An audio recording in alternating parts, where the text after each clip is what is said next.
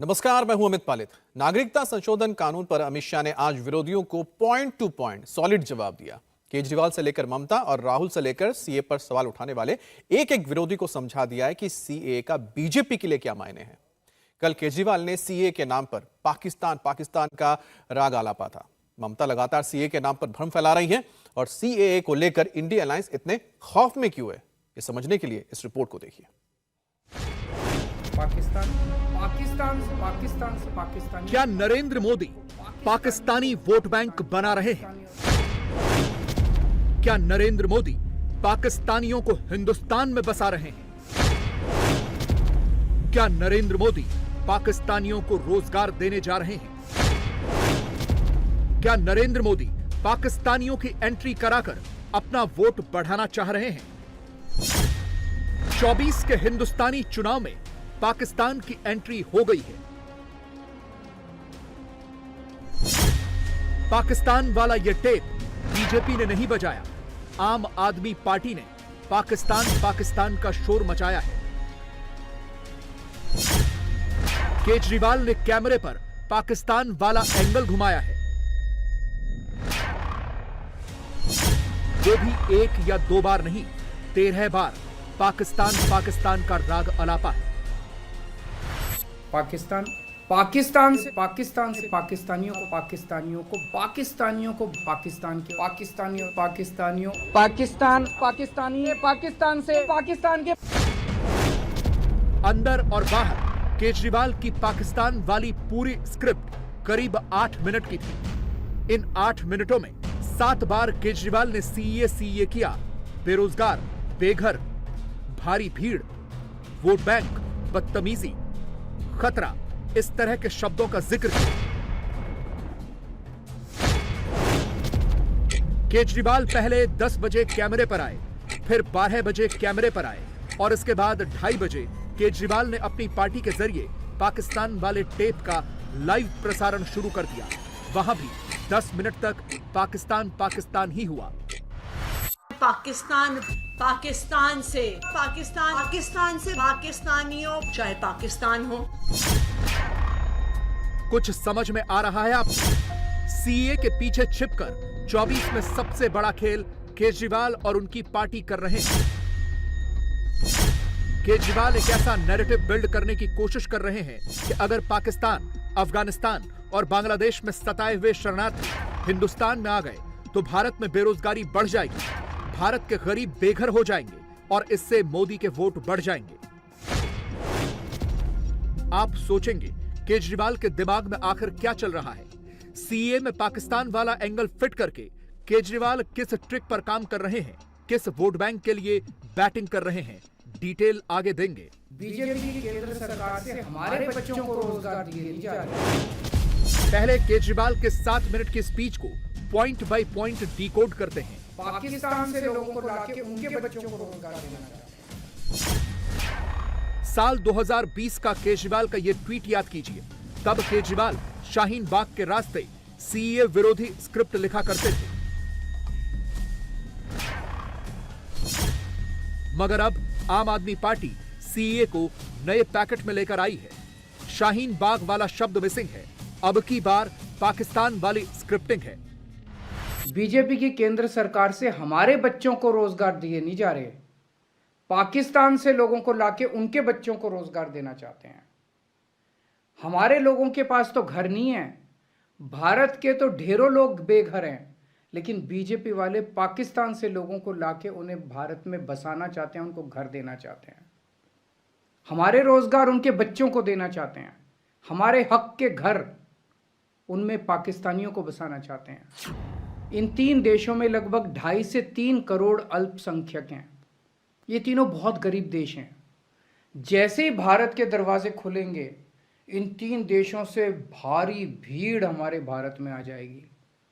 अगर इन 2.5-3 करोड़ में से 1.5 करोड़ लोग भी भारत आ गए तो कौन देगा इनको रोजगार? कहाँ बसाओगे इनको? बीजेपी वाले अपने घर में बसाएंगे क्या इनको? इनके अपने घर में रखेंगे क्या इनको? बीजेपी वाले देंगे क्या इनको रोजगार? कौन देगा इनको रोजगार? दिल्ली के मुख्यमंत्री अपने भ्रष्टाचार के उजागर होने से अपना आपा खो बैठे हैं। उनको मालूम नहीं है कि ये सारे लोग आ चुके हैं, आज भारत में ही रह रहे हैं। सिर्फ इनको अधिकार नहीं मिला है, वो अधिकार देने की बात है। 2014 तक जो आ गए इनको नागरिकता देनी है। और इतनी ही चिंता है तो वो क्यों बांग्लादेशी घुसपैठियों की बात नहीं करते हैं, रोहिंग्यास का विरोध क्यों नहीं करते हैं? क्योंकि वो वोट बैंक की पॉलिटिक्स कर रहे हैं।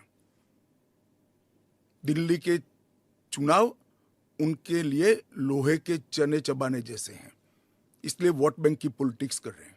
नौकरी का कहां सवाल है, वो ऑलरेडी यहां है। और बांग्लादेशी नौकरी का अधिकार नहीं मार रहे हैं क्या? रोहिंग्यास नहीं मार रहे हैं? इनके लिए तो आप कभी नहीं बोले भाई। सिर्फ जो हिंदू शरणार्थी आए हैं, जो बौद्ध शरणार्थी आए, जो जैन, पारसी और क्रिश्चियन शरणार्थी, इसी का विरोध कर रहे हैं।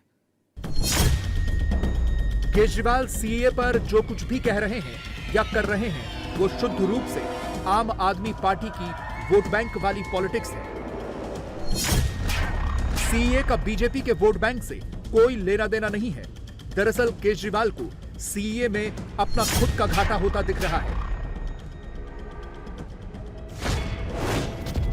इसे 2020 के दिल्ली विधानसभा चुनाव के एक एग्जाम्पल से समझिए। तब दिल्ली की जिन 5 सीटों पर मुस्लिम आबादी 40% या उससे ज्यादा थी, वो सारी 5 सीटें आम आदमी पार्टी ने जीती थी। उस वक्त के एक सर्वे में यह भी पता चला था कि दिल्ली के 69% मुस्लिम वोटर्स ने दिल्ली में आम आदमी पार्टी को वोट दिया था।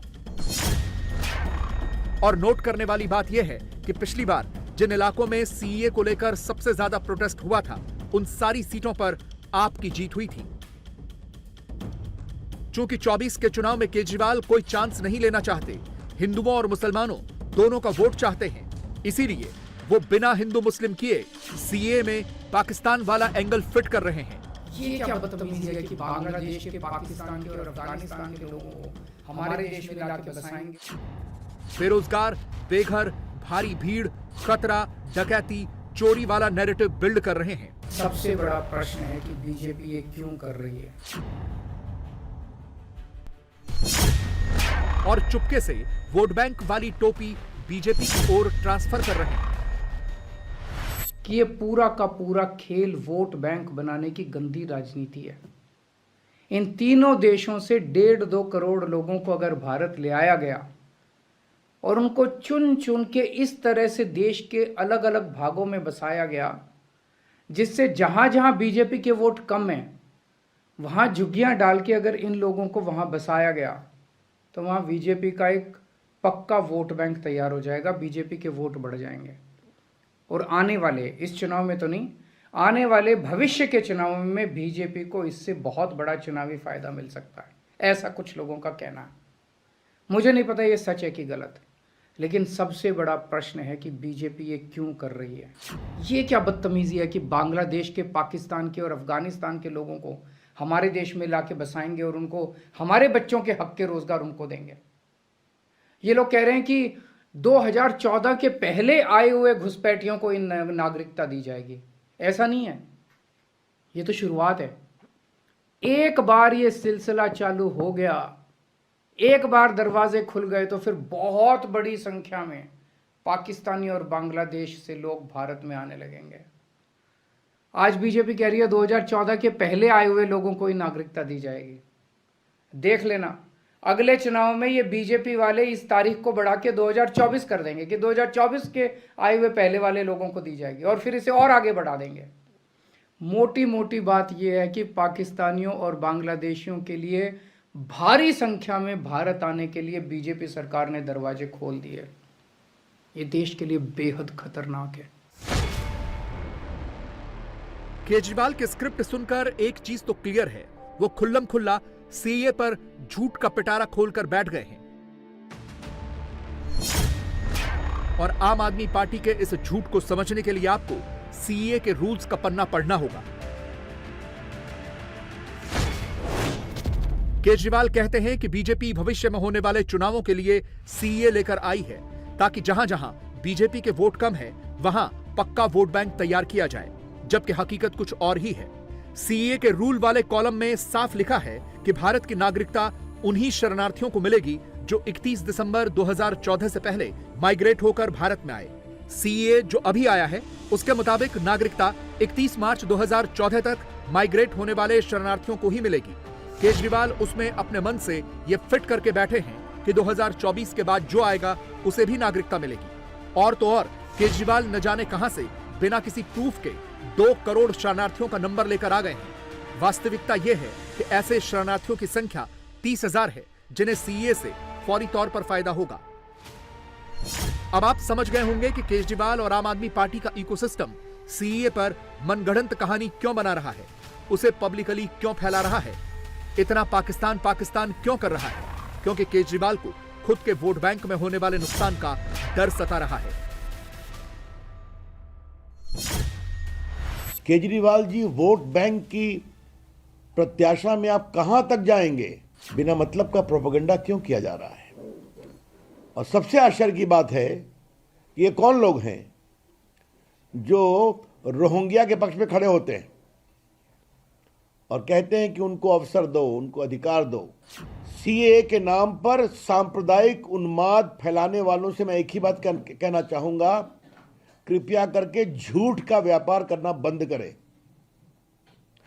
Stop telling lies about the CA. आज मेरा यही सवाल है, वोट बैंक के लिए कहां तक जाएंगे? What is the extent to which they are willing to degenerate themselves in percent of vote bank politics? Kejriwal CAA में जो पाकिस्तान वाली स्क्रिप्ट लेकर आए हैं, उसका एक ट्रिक कांग्रेस को रिप्लेस करना भी है। एक तरह से केजरीवाल कांग्रेस को खत्म करने वाले प्लान पर आगे बढ़ रहे हैं। मोदी को हराने के लिए दोनों भले ही इंडी अलायंस का हिस्सा हों, दोनों के बीच भले ही बातें सीट शेयरिंग वाली मुलाकातें हों, लेकिन दिल्ली के सीएम राहुल की पार्टी को कमजोर करने वाली स्ट्रेटजी पर आगे बढ़ रहे हैं। कांग्रेस के मुस्लिम वोट को भी अपने पाले में कर रहे हैं। इसे दिल्ली की 7 लोकसभा सीटों के डेटा से समझिए। 2014 के चुनाव में दिल्ली में बीजेपी का वोट शेयर 46% था, कांग्रेस 15% पर थी, आम आदमी पार्टी 33% पर थी।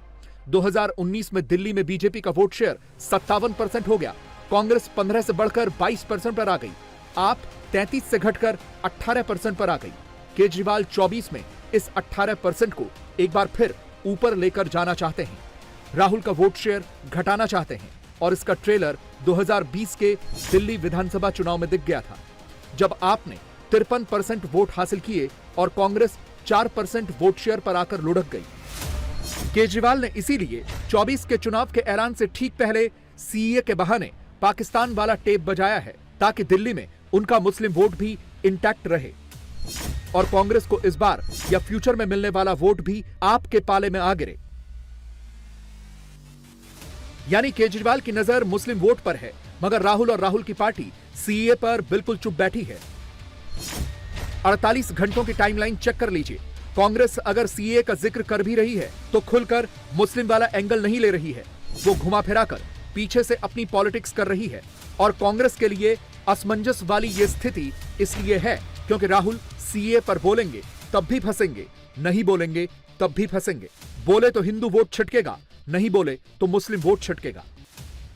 और केजरीवाल को पता है इसका फायदा आपको होगा। खैर, कुछ तो करना था, कुछ तो कहना था। केजरीवाल पाकिस्तान लेकर आ गए तो राहुल बीच चुनावी मौसम में चीन वाला टेप ऑन करके बैठ गए। लोगों को भड़काने का काम दोनों मोदी विरोधी कर रहे हैं, बस रास्ते अलग अलग हैं। चाइना के जो सैनिक हैं उनको 3-4 साल की ट्रेनिंग मिलती है। मॉडर्न हथियार चलाने में कम से कम 2-3 साल लगता है सीखने में। चाइना के सैनिकों को 3-4 साल की ट्रेनिंग मिलेगी। हमारा बेचारा जो अग्निवीर है उसको 6 महीने की ट्रेनिंग देकर उसके सामने खड़ा कर देंगे। क्या होगा? अगर मैंने आपको मैंने 3 साल की हथियार चलाने की ट्रेनिंग दे दी, 4 साल की हथियार चलाने की ट्रेनिंग दे दी और इनको 6 महीने की दी और आपको एक के सामने एक खड़ा कर दिया, तो होगा क्या?